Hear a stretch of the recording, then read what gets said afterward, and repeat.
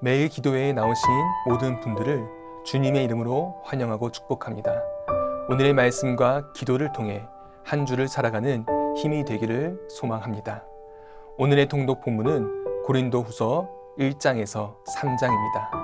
이 중 함께 묵상할 본문은 1장 1절에서 2장 17절입니다. 드라마 바이블로 함께 묵상하겠습니다. 고린도후서 제1장. 하나님의 뜻으로 말미암아 그리스도 예수의 사도된 바울과 형제 디모데는 고린도에 있는 하나님의 교회와 또 온 아가야에 있는 모든 성도에게 하나님 우리 아버지와 주 예수 그리스도로부터 은혜와 평강이 있기를 원하노라. 찬송하리로다. 그는 우리 주 예수 그리스도의 하나님이시요 자비의 아버지시요 모든 위로의 하나님이시며 우리의 모든 환난 중에서 우리를 위로하사 우리로 하여금 하나님께 받는 위로로서 모든 환난 중에 있는 자들을 능히 위로하게 하시는 이시로다. 그리스도의 고난이 우리에게 넘친 것 같이 우리가 받는 위로도 그리스도로 말미암아 넘치는도다. 우리가 환난 당하는 것도 너희가 위로와 구원을 받게 하려는 것이요 우리가 위로를 받는 것도 너희가 위로를 받게 하려는 것이니 이 위로가 너희 속에 역사하여 우리가 받는 것 같은 고난을 너희도 견디게 하느니라. 너희를 위한 우리의 소망이 견고함은 너희가 고난에 참여하는 자가 된 것 같이 위로에도 그러할 줄을 알미라. 형제들아, 우리가 아시아에서 당한 환난을 너희가 모르기를 원하지 아니하노니 힘에 겹도록 심한 고난을 당하여 살 소망까지 끊어지고 우리는 우리 자신이 사형 선고를 받은 줄 알았으니 이는 우리로 자기를 의지하지 말고 오직 죽은 자를 다시 살리시는 하나님만 의지하게 하심이라. 그가 이같이 큰 사망에서 우리를 건지셨고 또 건지실 것이며 이후에도 건지시기를 그에게 바라노라. 너희도 우리를 위하여 간구함으로 도우라. 이는 우리가 많은 사람의 기도로 얻은 은사로 말미암아 많은 사람이 우리를 위하여 감사하게 하려 함이라. 우리가 세상에서 특별히 너희에 대하여 하나님의 거룩함과 진실함으로 행하되 육체 지혜로 하지 아니하고 하나님의 은혜로 행함은 우리 양심이 증언하는 바니 이것이 우리의 자랑이라. 오직 너희가 읽고 아는 것 외에 우리가 다른 것을 쓰지 아니하노니 너희가 완전히 알기를 내가 바라는 것은 너희가 우리를 부분적으로 알았으나 우리 주 예수의 날에는 너희가 우리의 자랑이 되고 우리가 너희의 자랑이 되는 그것이라. 내가 이 확신을 가지고 너희로 2번 은혜를 얻게 하기 위하여 먼저 너희에게 이르렀다가 너희를 지나 마게도냐로 갔다가 다시 마게도냐에서 너희에게 가서 너희의 도움으로 유대로 가기를 계획하였으니 이렇게 계획할 때 어찌 경솔이하였으리요. 혹 계획하기를 육체를 따라 계획하여 예예 하면서 아니라 하는 일이 내게 있겠느냐. 하나님은 미쁘시니라. 우리가 너희에게 한 말은 예하고 아니라 함이 없노라. 우리 곧 나와 실와노와 디모데로 말미암아 너희 가운데 전파된 하나님의 아들 예수 그리스도는 예하고 아니라 함이 되지 아니하셨으니 그에게는 예만 되었느니라. 하나님의 약속은 얼마든지 그리스도 안에서 예가 되니 그런즉 그로 말미암아 우리가 아멘하여 하나님께 영광을 돌리게 되느니라. 우리를 너희와 함께 그리스도 안에서 굳건하게 하시고 우리에게 기름을 부으신 이는 하나님이시니 그가 또한 우리에게 인치시고 보증으로 우리 마음에 성령을 주셨느니라.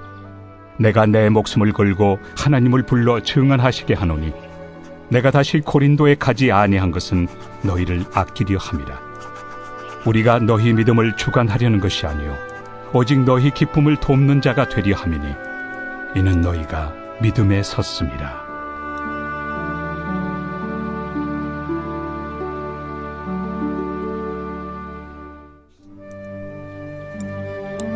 내가 다시는 너희에게 근심 중에 나아가지 아니하기로 스스로 결심하였노니 내가 너희를 근심하게 한다면 내가 근심하게 한 자밖에 나를 기쁘게 할 자가 누구냐. 내가 이같이 쓴 것은 내가 갈 때 마땅히 나를 기쁘게 할 자로부터 도리어 근심을 얻을까 염려하며 또 너희 모두에 대한 나의 기쁨이 너희 모두의 기쁨인 줄 확신함이로라. 내가 마음에 큰 눌림과 걱정이 있어 많은 눈물로 너희에게 썼노니 이는 너희로 근심하게 하려 한 것이 아니요 오직 내가 너희를 향하여 넘치는 사랑이 있음을 너희로 알게 하려 함이라.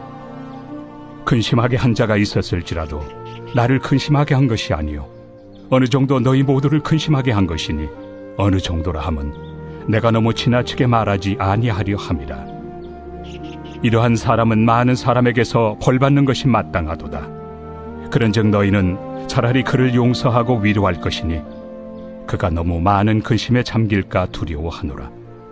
그러므로 너희를 권하노니 사랑을 그들에게 나타내라. 너희가 범사에 순종하는지 그 증거를 알고자 하여 내가 이것을 너희에게 썼노라. 너희가 무슨 일에든지 누구를 용서하면 나도 그리하고 내가 만일 용서한 일이 있으면 용서한 그것은 너희를 위하여 그리스도 앞에서 한 것이니 이는 우리로 사탄에게 속지 않게 하려 함이라. 우리는 그 계책을 알지 못하는 바가 아니로라. 내가 그리스도의 복음을 위하여 드로아에 이름에 주 안에서 문이 내게 열렸을 때 내가 내 형제 디도를 만나지 못하므로 내 심령이 편하지 못하여 그들을 작별하고 마게도냐로 갔노라.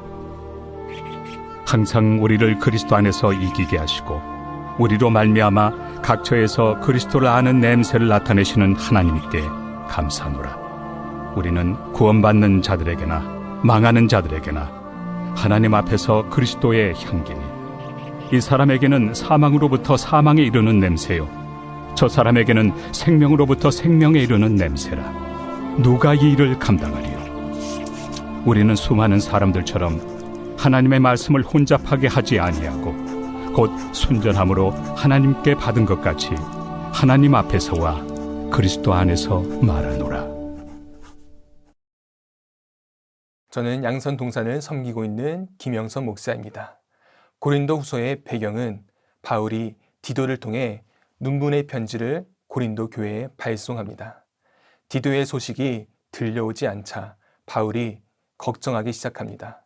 왜냐하면 이 편지는 고린도 성도들을 책망하는 내용으로 성도들이 오히려 낙심되지 않을까 염려하는 마음이 더 컸기 때문입니다. 나중에 디도가 돌아와 바울의 눈물의 편지를 읽은 고린도 성도들이 회개했다는 좋은 소식을 가져옵니다.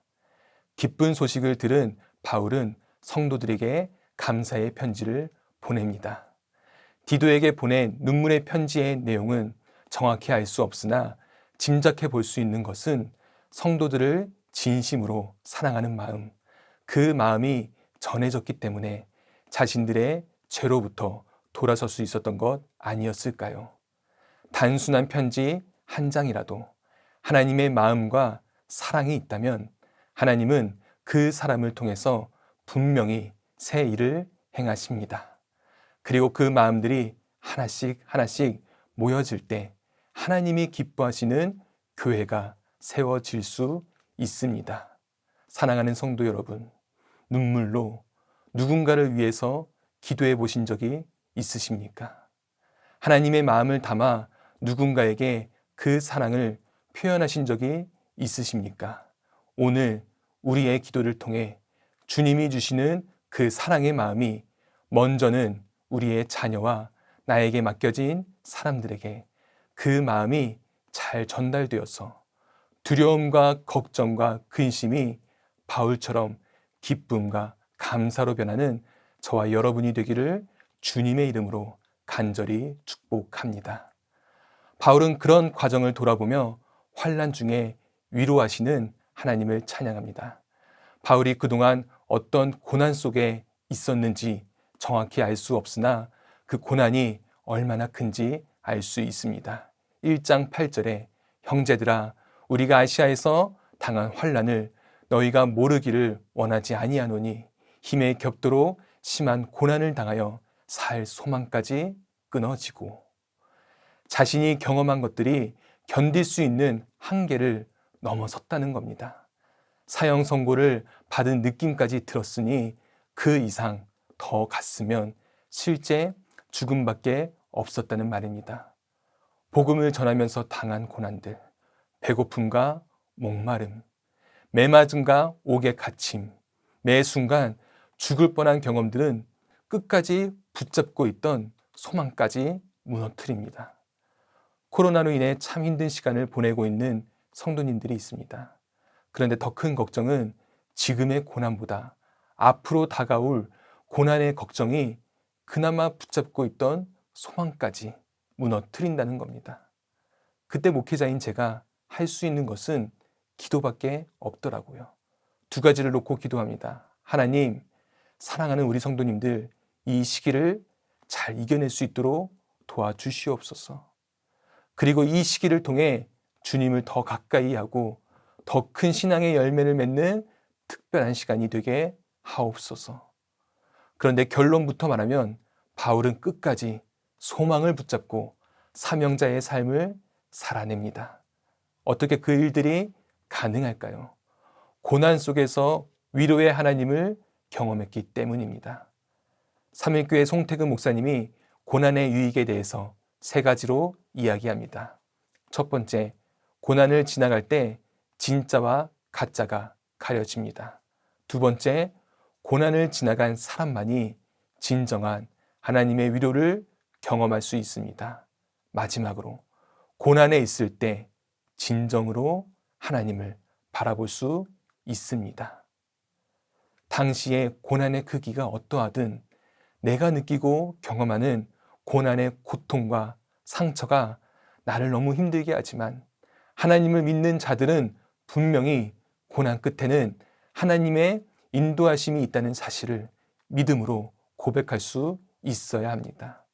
그 근거가 어디에서부터 올까요? 바로 예수 그리스도의 십자가의 죽음에서부터 옵니다. 모든 소망이 끊어지는 십자가의 고통과 죽음. 그런데 거기서 끝나지 않습니다. 그 이후 부활의 소망과 능력이 예비되어 있음을 우리는 분명히 알고 있습니다. 고난도 마찬가지입니다. 고난 뒤에는 아픔과 상처 뒤에는 하나님의 위로하심이 준비되어 있음을, 우리가 부활의 신앙을 믿는 것과 같이, 우리가 부활의 능력을 확신하는 것과 같이 동일하게 믿음으로 선포하는 우리 모두가 되기를 주님의 이름으로 간절히 기도합니다. 마지막 고난의 유익이 한 가지 더 있습니다.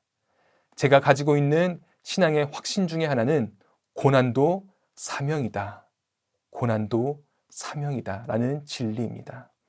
우리가 경험하는 고난의 가장 큰 유익은 고난이 크고 작던 그 실제적인 경험이 누군가를 살리는 가장 강력한 도구가 될 수 있다는 사실입니다. 상처 입은 치유자가 바로 그런 것이지요.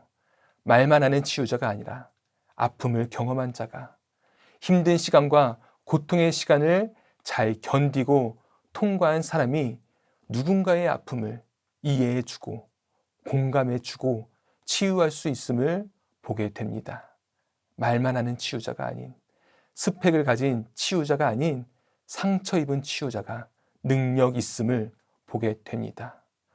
오늘 우리의 기도의 결단이 되길 바랍니다. 하나님, 지금 내가 감당하고 있는 이 어려움들을 먼저 십자가의 복음으로 잘 이겨내게 하셔서 동일한 어려움을 지나고 있는 사람들에게도 복음의 능력으로 이겨낼 수 있도록 위로를 주는 치유자가 되기를 기도합니다. 그것이 바로 4절의 말씀입니다. 그분은 우리의 모든 환난 가운데서 우리를 위로하는 분이시기 때문입니다. 우리가 하나님께 받는 위로로 인해 우리도 환난 가운데 있는 사람들을 위로할 수 있게 하시는 분이십니다. 사랑하는 성도 여러분, 여러분은 지금 어떤 상황 속에 있으십니까? 문제와 고통 속에서 살 소망이 끊어지는 것 같은 벼랑 끝이라도 예수 그리스도를 먼저 붙잡기를 소망합니다.